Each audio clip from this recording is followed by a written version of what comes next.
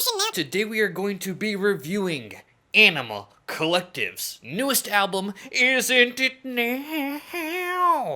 Animal Collective, I don't even know where to start with an introduction to Animal Collective. They are one of my all-time favorite bands ever. They have a very large discography now, expanding how many freaking albums for over 20 years. So much just beautiful, genius, psychedelic pop, noise pop, ambient, psychedelic, folky, experimental, creative, emotional, beautiful freaking music. Especially their 2000s output has been incredible. Their 2010s output has been maybe a little bit less consistent, but I really loved the album they released last year, Time Skiffs, which I felt was like such a cool, creative, dark, psychedelic, strange, but catchy, beautiful, thoughtful, psychedelic pop album that shows, even after all this time, Animal Collective is very capable of releasing creative, beautiful, amazing music. Maybe Time Skiffs was my favorite Animal Collective album they've released since, I don't know, Merryweather Post Pavilion or something like that. I don't know, but the point is they're my favorite. I love Animal Collective, and they're back with a new album, Isn't It Now? And I am, of course, very excited. So let's start by taking a look at the album cover. This album artwork to me looks like a collage of maybe like gift wrapping paper. I don't know, it just looks like kind of like different papers kind of scattered around. Nothing really jumps out too much on it. When I look at this cover and I see gift wrapping paper, I kind of think of the family getting together for a holiday and we're all gonna wrap our gifts and give each other gifts or something like that. Isn't It Now also, Isn't It Now? This is a lyric that pops up on the song Defeat. It's not entirely clear exactly precisely what the lyric Isn't It Now in the context of the song Defeat means, but Isn't It Now, I feel like it's just a title that just kind of gives a little bit of anxiety about what is the time right now. And spoiler alert, there's gonna be lyrics scattered throughout this album about aging, about death, about life. I mean, it's an album that gets pretty intimate and pretty heavy, and includes some lyrics about family in there too, and a little bit more personal, intimate lyrics throughout this record too, which kind of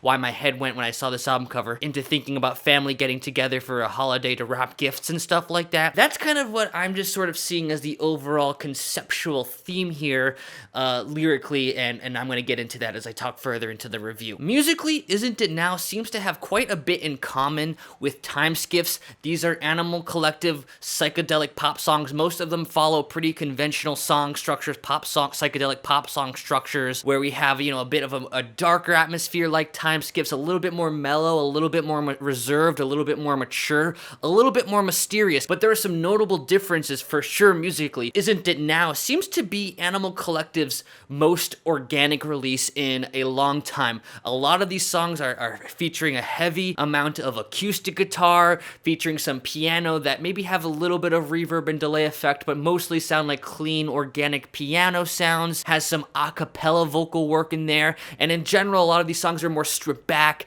and also include some nature-y, kind of nature, outside kind of sound effects that geologists is kind of sprinkling in there as well. It comes together, even though it's still mysterious and dark and mellow, just a little bit of a more organic sound than a lot of what we were hearing with, like, for example, like Centipede HZ, which was just super densely packed with all these electronic, very sonically futuristic kind of crazy sounds. Now we're getting an album with Isn't It Now that actually reminds me a bit more of like the Sung Tongs to like Feels era, where it's getting a little bit more into the groovy emotion and touch with the psychedelic kind of nature kind of vibe going on. And while quite a few of the songs on this record do follow that verse chorus kind of more traditional classic Animal Collective psychedelic pop delivery that we all know and love, as you can tell just looking at some of these track lengths, a lot of these songs are going to be doing a lot of other kind of more creative, different stuff with just bigger, bolder, creative decisions, which we've obviously have seen from Animal Collective, but they're really taking it to completely new places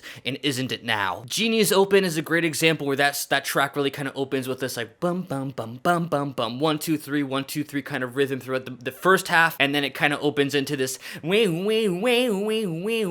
I can't really talk. It's like, how do I even articulate? I'm a music critic. I need to know how to articulate this. We have Avi Ter doing a vocal kind of very bouncy melody, and then halfway through the melody, Panda Bear is doing like a harmony that's also bouncy. It's a lot of fun. It's a very creative, fun track. The way that song just kind of pivots so drastically. A lot of these songs are going to take lots of twists and turns. My absolute favorite song on this record is Magicians from Baltimore. I think this is a phenomenal track. I think the first 3 tracks do feel a little bit more like conventionally really creative, fun, psychedelic Animal Collective pop tracks. But Magicians from Baltimore, I feel like Animal Collective is really bringing something really powerful to the table here, because that song starts out very like sorrow and drony, kind of letting this sort of ambient,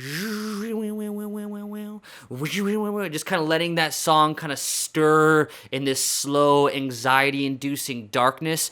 And then as that song builds and builds in a classic Animal Collective fashion where you just can't even keep up with their songwriting, all of a sudden the song kind of takes a rhythmic pivot where it gets a little bit more energetic and a little bit more excitement to it. I love that melody. Dun, dun, dun, dun, dun, dun. And I love the instruments. It's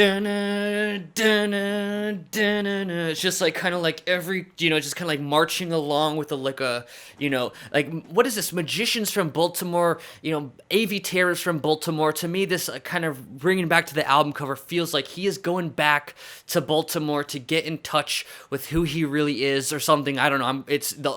Like a lot of the Animal Collective lyrics here, they're pretty opaque and hard to figure out exactly what's going on, but it just feels like real intimate, and it's got that kind of like build up and darkness. I love that dynamic in the song. And then once you get through that build up, it has this lovely bright piano that comes in.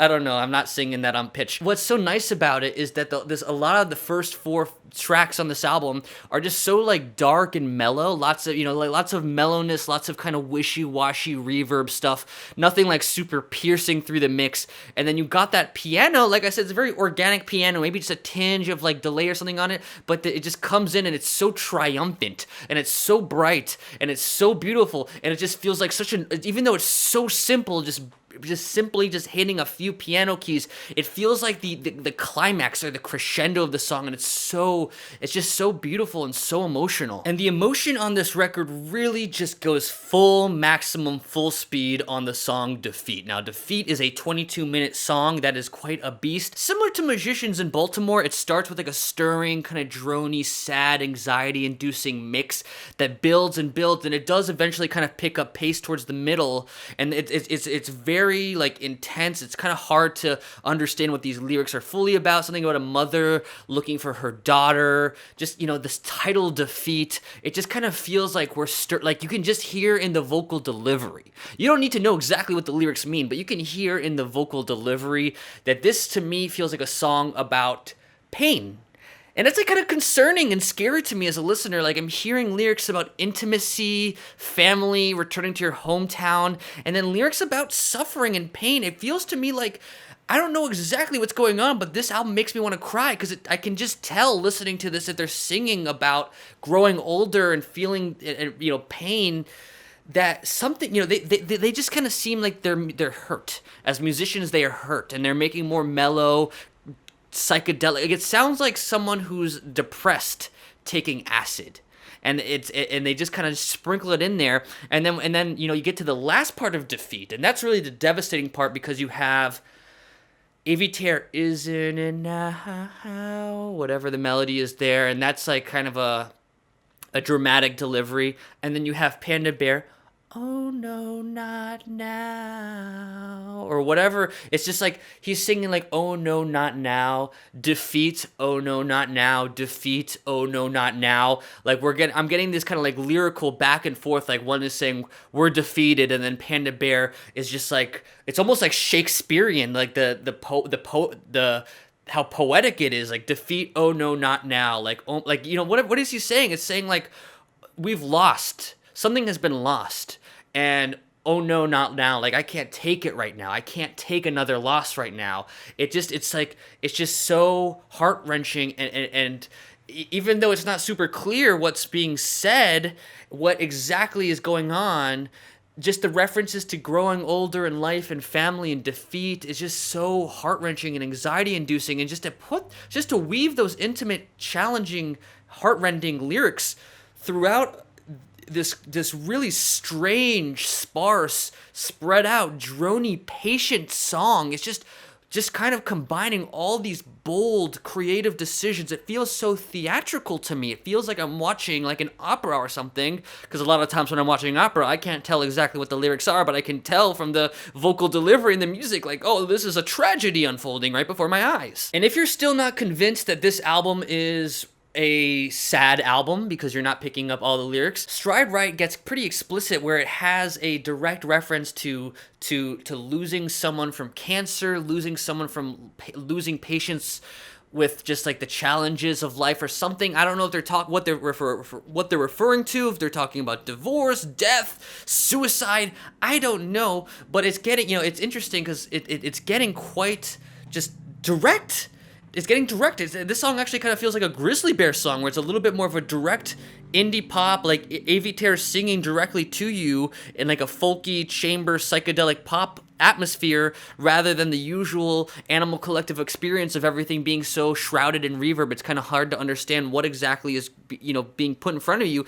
Now you understand, like, this is a record full of sadness. Then we have All the Clubs Are Broken. I mean, that's a sad title. All the Clubs Are Broken. Is that a reference to the pandemic ruining our chances of being able to go out to the club and have fun? Probably. A lot of the lyrics here are about living a 9-to-5 life, basically. It sounds like it's like a satirical disco song.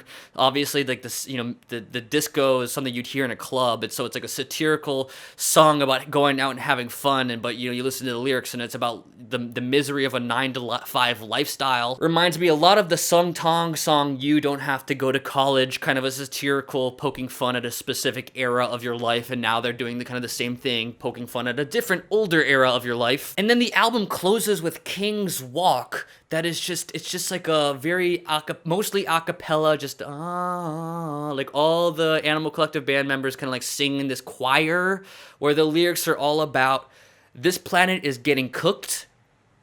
This planet is stronger than it looks. This planet is getting cooked.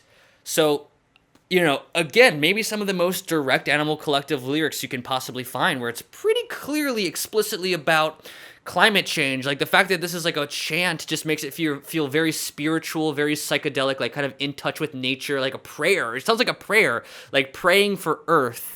It's like very hippie that way. And it's just, it's interesting to have that dark lyric of this planet is getting cooked and singing that in misery in this prayer, but then also this planet is stronger than it looks. Maybe a hint of optimism, just kind of putting showing you like this planet is really an amazing thing, that we're able to torture it so much with climate change and it's able to continue living on, and, well, maybe we won't. The point is you take it all back. That's a lot of heavy lyricism. These are bold, creative decisions. They're doing a satirical disco song. They're doing an a cappella prayer for the planet. They have this 22-minute song that's just so... what the heck is going on in that song? It's like a miserable, deteriorating, just anxiety-inducing...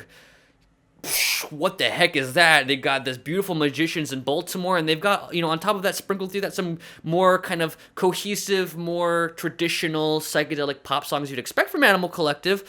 I personally actually prefer, it's funny, I'm reading some reviews of it. Some people prefer, like, oh, I really like Soul Capture, but I'm not crazy about Defeat. For me, it's the opposite. I'm crazy about Defeat. I love those bold, creative decisions, while I'm not as crazy as about Soul Capturer. I think when Animal Collective is taking the biggest risks here is when it really pays off, and I understand you want to sprinkle your album with some big risks that are very progressive, almost like Pink Floyd-esque, epic, crazy, mind-blowing songs, and then you want to put some more accessible, immediate songs. I understand how a lot of musicians like to kind of keep their albums versatile like that, but the only complaint I have with this record is I just wish it was, I just loved the bold, crazy stuff they were doing, and I wish that it was like that the entire time. Yeah, I was really floored by this album, both musically, the bold risks they were taking, and lyrically. I mean, this is a sad album. I don't know what's going on with the Animal Collective, but I hope they get through it. Just, life's hard. Growing up is hard. Life is hard.